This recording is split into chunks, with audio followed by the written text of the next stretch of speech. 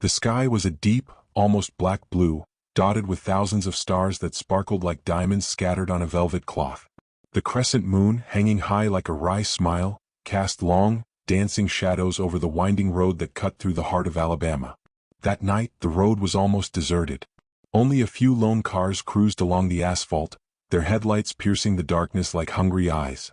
The wind whispered through the old trees that lined the road, and the sound of my car's engine was the only noise that broke the deep silence.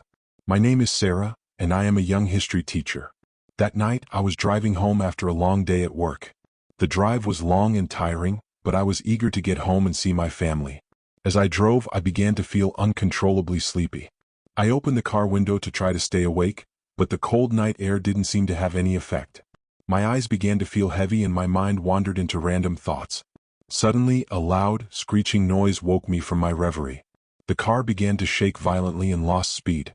I tried to control the car, but it was useless. It was out of control. With a terrifying crash, the car swerved off the road and crashed into a tree. The impact threw me forward and my head hit the steering wheel. I felt a searing pain in my head and then everything went black. The darkness was thick and cold. My eyes slowly opened and the first thing I noticed was the throbbing pain in my head. I tried to move, but my body was trapped between the seat and the steering wheel. I looked around and realized that I was inside the car, which was tilted at an odd angle. Smoke was coming from the hood, and the smell of burning was strong. I tried to start the car, but it wouldn't respond. The radio wouldn't work either. I was completely isolated. Suddenly, a sound startled me. It was a rustling coming from the forest. I looked over there, but I couldn't see anything in the darkness. The rustling sound came again, and this time it was accompanied by a guttural sound, like an animal growling. A shiver ran down my spine. I tried to calm myself and rationalize. It must just be an animal, I thought. But what kind of animal makes a sound like that? Curiosity got the better of me and I decided to get out of the car to investigate. I carefully opened the door and stepped out. The night was silent, except for the sound of the wind in the trees and the occasional rustle in the forest. I looked around, trying to see something in the darkness, but I couldn't see anything. I took a few steps toward the forest, but stopped when I heard the sound of a twig snapping. I looked up and saw a shadow moving through the trees. The shadow was large and shapeless, and it seemed to be moving toward me. I felt my heart race. I turned around and ran back to the car, locking the door as I got in. The shadow stopped at the side of the road, watching me. I was terrified. I didn't know what that thing was, but I knew it wasn't good. I stayed in the car, waiting for the shadow to go away. But it didn't move. It just stood there watching me. I felt like I had to do something. I couldn't just sit there waiting for something to happen. But what could I do? I was alone in the middle of nowhere with an unknown creature watching me. Suddenly, an idea came to me. I grabbed my cell phone and tried to call the police. But there was no signal. I was completely isolated. Still trapped in the car, I started thinking about other options. I looked in the rearview mirror and saw that the shadow was still there, standing on the side of the road. I need to get out of here, I thought. But how? Suddenly, I remembered that I had a map of the area in the glove compartment. Maybe I could find a way back to the main road. I opened the glove compartment and took out the map. I began to study it carefully, trying to identify where I was. After a few minutes, I found the spot. I was on a secondary road that connected two towns. The main road was not far away. Great, I thought. If I can get to the main road, I can call for help. I decided that I would try to get to the main road on foot. It wasn't an easy walk, but it was the only option I had. I carefully opened the car door and got out. The shadow was still there, but it hadn't moved. I started walking down the road towards the main road. The night was dark and silent, and the only sound I could hear was the sound of my footsteps on the road. With each step I took, I felt more nervous. The shadow was still there, and I didn't know what it wanted. After a while, I started hearing a strange noise coming from the forest. It was a low, constant sound, like something was dragging itself along. I looked into the woods, but I couldn't see anything. The noise continued, and I began to feel a growing fear. I picked up my pace, trying to get to the main road as quickly as possible. But the noise was getting louder and louder, and I could feel the creature getting closer. Suddenly, the shadow appeared in front of me. It was large and shapeless, and its red eyes glowed in the darkness. I screamed and ran back to the car. The shadow followed me, and I managed to get in the car and lock the door at the last second. The shadow slammed the car door hard, and the car shook. I was terrified, but I knew I had to do something. I grabbed my cell phone again and tried to call the police. But there was still no signal. I was trapped in the car with an unknown creature watching me from outside. Trapped in the car, Sarah felt panic taking over. The creature outside seemed to be testing her sanity, pounding on the door and making menacing growls. She knew she had to act, but fear paralyzed her. Suddenly an idea popped into her head. She remembered that she had a multi-purpose pocket knife in the glove compartment, a gift from her grandfather. Maybe I can defend myself with this, she thought, clinging to that faint hope. With shaking hands, Sarah opened the pocket knife and held it steady. The blade gleamed faintly in the dashboard light, giving her a sense of renewed courage. The creature intensified its attacks, and Sarah could feel the car shaking with each attack. She prepared herself for the worst, gripping the knife tightly and waiting for the right moment to act. When the door finally gave way, Sarah didn't hesitate. The creature invaded the car, its red eyes glowing in the darkness. Sarah, with a scream of fury, attacked with the knife, hitting the creature in the arm. The creature retreated, howling in pain, and Sarah took the opportunity to get out of the car. She ran to the other side of the road, not caring about the darkness or what might be hiding in the forest. As she ran, Sarah heard the creature's footsteps in pursuit. She didn't look back, just kept running, her heart pounding and adrenaline pumping through her veins.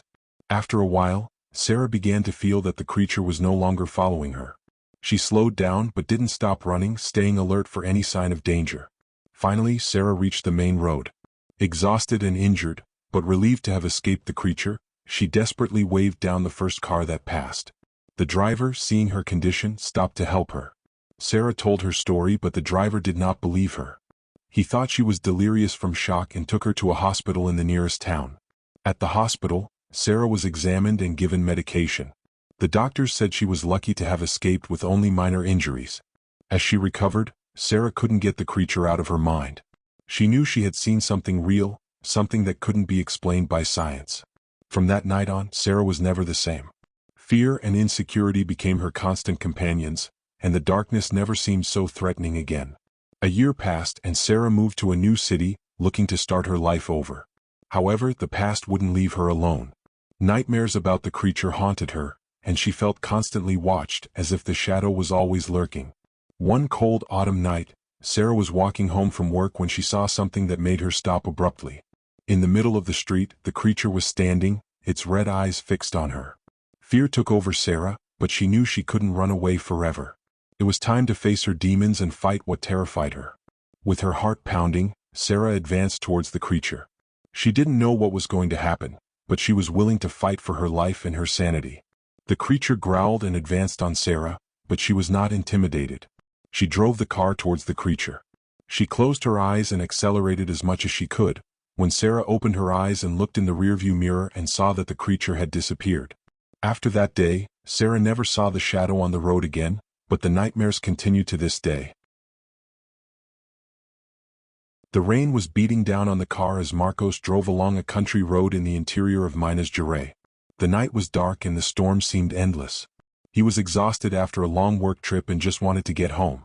Suddenly, a bolt of lightning struck the sky and struck a nearby tree, which fell onto the road, blocking the road. Marcos braked sharply, narrowly avoiding a collision. He got out of the car to assess the situation and saw that the tree was too large to be removed alone. Marcos took out his cell phone to call for help, but there was no signal. He was stuck in the middle of the road, in the middle of the storm, with no way to communicate with the outside world. The night was getting darker and darker and the cold was getting worse by the minute. Marcos hesitated for a moment, weighing the dangers of the darkness and the storm. But the prospect of spending the night there, alone and isolated, was even more frightening. He decided he had to try to find help. Putting on his coat and turning on the flashlight on his phone, Marcos got out of the car and ventured into the darkness. The rain beat down on his face and the wind howled through the trees, creating eerie sounds. The road was winding and poorly lit, and with every step he took, Marcos felt more lost and vulnerable. He walked for a few minutes, trying to find his way by the light of the flashlight and the road signs. But the storm made it difficult to see and the sound of the wind drowned out any other noise. Marcos felt increasingly hopeless. Suddenly, he saw a faint light in the middle of the forest. It looked like a house or a shelter. Marcos felt a glimmer of hope and decided to follow the light, hoping to find someone who could help him. As he got closer, the light became stronger, revealing a small wooden house. It was a simple place with only one lit window. Marcos approached cautiously, trying not to make any noise. He didn't know who lived there, but he hoped they were people willing to help. When he reached the door, Marcos hesitated. He didn't know what to expect, but he felt he had to take a chance. He took a deep breath and knocked on the door. Marcos took a deep breath, trying to calm himself down. The silence in the house was disturbing, and the darkness seemed to be watching him. He took a few hesitant steps, and the floor creaked beneath his feet, like a ghostly groan. Suddenly, a noise made him jump. A faint sound, like a whisper, came from one of the rooms. Marcos held his breath, his heart pounding in his chest, and followed the sound. He arrived in a small, dusty room. The moonlight, which entered through a dusty window, barely illuminated the room, creating dancing shadows that seemed to come to life. The whispering intensified, and Marcos felt a shiver run down his spine. He approached the source of the sound, and saw that it was coming from a dark corner of the room. There was an object there, covered by a white sheet. Marcos approached cautiously and pulled back the sheet, revealing an old mirror. The mirror was dusty and cracked, but it reflected the moonlight, creating a strange glow. Marcos looked in the mirror and saw his pale, frightened face. But suddenly he realized that there was something else in the reflection. Behind him, in the corner of the room, there was a shadow. A dark, shapeless shadow which had not been there before. Marcos turned around but saw nothing. He looked back at the mirror and the shadow was there again, as if it were moving. Marcos felt a chill run through his body. He couldn't explain what he was seeing, but he felt that something bad was happening. The whispering intensified, and Marcos had the feeling that the shadow was getting closer, as if it wanted to come out of the mirror and grab him. He arrived in a small, dusty room. The moonlight, which entered through a dusty window, barely illuminated the room, creating dancing shadows that seemed to come to life. The whispering intensified, and Marcos felt a shiver run down his spine. He approached the source of the sound, and saw that it was coming from a dark corner of the room. There was an object there, covered by a white sheet. Marcos approached cautiously and pulled back the sheet, revealing an old mirror. The mirror was dusty and cracked, but it reflected the moonlight, creating a strange glow. Marcos looked in the mirror and saw his pale, frightened face. But suddenly he realized that there was something else in the reflection. Behind him, in the corner of the room, there was a shadow. A dark, shapeless shadow which had not been there before. Marcos turned around but saw nothing. He looked back at the mirror and the shadow was there again, as if it were moving. Marcos felt a chill run through his body. He couldn't explain what he was seeing, but he felt that something bad was happening. The whispering intensified, and Marcos had the feeling that the shadow was getting closer, as if he wanted to come out of the mirror and grab him. He stepped away from the mirror, afraid that the shadow would catch up with him. The whisper turned into a groan and Marcos fled the room, desperate. He ran through the house, not knowing where to go, just trying to escape the shadow that was chasing him. Marcos ran without stopping, fear driving him with every step. He didn't look back, afraid that the shadow would catch up with him. The house seemed like a maze with narrow hallways and dark rooms. He tripped over objects, bumped into furniture but didn't stop. He reached a larger room with an unlit fireplace and a large glass window. The moonlight illuminated the room, revealing the dust and mold. Marcos approached the window, hoping to find a way out. But the window was locked and the wood creaked when he tried to open it. Suddenly he heard a familiar sound. The whisper. It was coming from behind him. Marcos turned and saw the shadow in the mirror. It was closer, clearer, and seemed to have taken shape. It wasn't just a shadow but a humanoid figure with glowing red eyes and a macabre smile. Marcos felt a chill run through his body. He knew he needed to get out of there, but he was trapped. The shadow approached, reaching out to him. Marcos screamed and threw himself against the window, breaking the glass. He jumped out of the house, falling to the ground. He ran without stopping, without looking back, just trying to escape the shadow. The rain was beating down on his face and the wind was howling in his ears. He didn't know where he was going, but he needed to get away from that house. After running for a while, he reached a road. He was exhausted, cold and hurt, but safe. He saw a car approaching and waved desperately. The car stopped and Marcos got in, relieved to have escaped the house. He returned the next day to get his car and looked into the dense forest. At that moment the shadow was between the trees, watching him from afar. When Marcos realized, his legs trembled and he remembered everything that had happened the night before. He got into the car and sped off as fast as he could, looked in the rearview mirror and did not see that shadow anymore. From that day on, he never forgot what happened, having nightmares, which became less frequent as time went by. The weekend at Julia's parents' house had been great as always. But now the road seemed endless, the rain falling like a relentless curtain. Julia, as always, was tense. Deserted roads terrified her, even more so at night. I tried to calm her down, telling her that we would be home soon, but the truth is that I didn't like that road either. It was isolated, dark, and every now and then I heard stories of robberies along there. Suddenly, the car started to stall. Damn it, I thought, I can't believe we're going to have problems right now. Julia got even more nervous, her eyes wide open and fixed on the darkness. I tried to start the car, but nothing. It seems like we're in the lurch, I said, trying to stay calm. But relax, someone will come along soon and help us. As we waited, an uncomfortable silence took over the car. All we could hear was the rain and the wind. Julia was getting more and more tense, and I was starting to feel a chill down my spine. Suddenly, we started hearing noises in the woods. Branches breaking, footsteps. It seemed like someone was watching us. I tried to stay calm, but my heart was racing. It must be some animal, I told Julia, but I didn't believe it myself. The noises got louder, and then we saw a figure in the middle of the road. It was a tall man wearing a black cloak that covered his entire body. He was standing there, motionless, as if he were waiting for us. Julia and I looked at each other, paralyzed with fear. We didn't know who the man was, but his presence gave us a feeling of terror. He slowly started to approach, and I tried to start the car again, but to no avail. The man in the black cloak was getting closer and closer, and I felt like we were trapped in a nightmare. In a moment of desperation, I grabbed my cell phone and dialed the police. The call went to voicemail, but I left a message for help, telling them where we were and what was happening. The man in the black cloak came to the car and banged on the window. Julia screamed, and I felt my blood run cold. The man smiled, a macabre smile that made me certain he wasn't human. Then he simply disappeared. He evaporated like smoke. Julia and I were left speechless, but the fear was still there.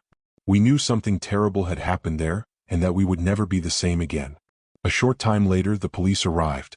They found us in a state of shock, and I could barely explain what we had seen. The police searched the area but found no sign of the man in the black cloak. We returned home traumatized, and the image of that man never left my mind. To this day I wonder who he was and what he wanted. Was he a ghost? A demon? Or just a madman in a costume? I don't know the answer, but I know that that night changed my life forever. And every time I pass that road, I feel a shiver down my spine and the certainty that the man in the black cloak is still there, watching, waiting. The trip had been long and tiring. We were coming back from a party in another city, and all I wanted to do was get home and sleep. But the road seemed endless and the darkness gave me chills. Suddenly we saw an old truck parked on the side of the road. It looked abandoned, with the lights off and the door open. How strange, I thought. Who knows what happened to the driver? I decided to stop to see if anyone needed help. Who knows? Maybe the guy has been there for hours waiting for help. My friends were a little scared, but they agreed. I got out of the car and approached the truck. I called out to the driver, but no one answered. He must have gone to get help, I thought. But something told me that wasn't quite the case. I opened the truck door and felt an intense cold and a strong musty smell. I looked inside and saw a man sitting in the driver's seat. His back was to me and he wasn't moving. I called out to the man again, but he didn't answer. I walked over and tapped him on the shoulder. "Sir, are you okay?" I asked. The man slowly turned around and I saw that he had a pale face and bright red eyes. He smiled and showed his sharp teeth. I screamed in terror and ran back to the car. My friends were waiting for me, scared. "What's wrong, Lucas?" they asked. "Let's get out of here," I shouted. I tried to start the car, but the engine wouldn't start. "I can't believe we're going to get stuck here," I exclaimed. The ghost man got out of the truck and started approaching us. He moved slowly as if he were floating. "What are we going to do?" asked one of my friends, his voice shaking. "I don't know," I replied. "All I know is that we need to get out of here as fast as possible." Suddenly, the ghost man picked up his pace and started running towards us. He was much faster than we imagined. "He's going to catch us," shouted another friend. "We're not going to let him," I replied. We got out of the car and faced the ghost man. We tried to defend ourselves, but he was very strong and seemed to feel no pain. One by one, my friends fell, overcome by fear and the strength of the ghost man. I struggled with all my strength, but he grabbed me by the neck and lifted me into the air. I felt my lungs empty, my vision darken. The ghost man smiled at me, his red eyes glowing brightly. Then everything went black. Today I opened my eyes and sat up in bed, startled. I looked around and saw that I was in my room. It was just a nightmare, I thought, but the fear was still there. I got up and went to the window. I looked out onto the street and saw a man standing on the other side of the sidewalk. He was wearing a black coat and a hat that covered his face. A shiver ran down my spine. Could it be him? I thought. The man raised his head and looked at me. His eyes glowed brightly in the darkness. I backed away from the window, scared. I need to calm down, I thought. It was just a nightmare. But I know it wasn't. I saw the ghost man. I felt his cold hands on my neck. And I know he's still out there waiting for me.